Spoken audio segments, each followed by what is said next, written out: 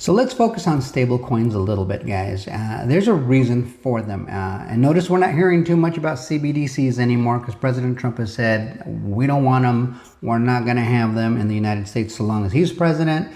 And this transformation is occurring while he is in office. So chances are that's exactly what's going to get cemented. And you're going to see that across the spectrum. But I think many of you may have noticed gold is rising very quickly. So is silver. They're pumping a lot of new money into the banks over at the Fed.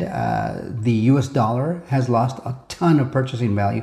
I think this year alone, in the first 6 months of the year, the US dollar has lost 10% of its purchasing power, 90% of it, a little more than 90% of it since 1971. And they're printing more money. You've heard that quantitative easing is in now. Quantitative tightening is over. So QT is over, QE is in. That's just a fancy word for saying we're going to start printing a ton of new money. And you guys know what happens when we print money. Our dollar devalues further. So stable coins. Here we go. We had a Genius Act, the digital dollar. Gold is rising. When that happens, what that tells you is nations, large institutions are saying, hey, we don't have confidence in the dollar. We're going to go buy some gold. Real money, God's money, right? So as all this happens, what's the U.S. to do if we want to remain the world reserve currency and support the U.S. dollar moving forward into the future? Well, ta-da! Stable coins, blockchain-based stable coins.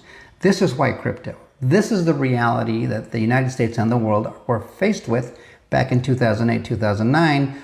They like to call it the real estate crash, but really it is the banker corruption crash, right? They were packaging all these what would they call them? Real estate investment trusts, or yeah, they were putting a lot of BC and junk paper inside of a couple of A paper mortgages and calling it A's, right? They were using the credit rating agencies to falsely classify awful real estate investment trusts as A paper. All right, and then it just all fell apart. It crashed on us.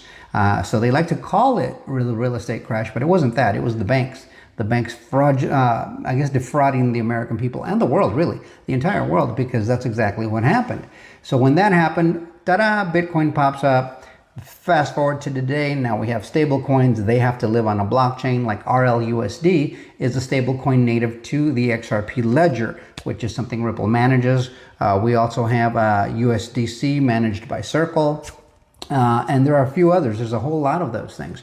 And what are one of the requirements within the Genius Act for these stable coins is that you back them one-to-one with either real currency or currency equivalent items like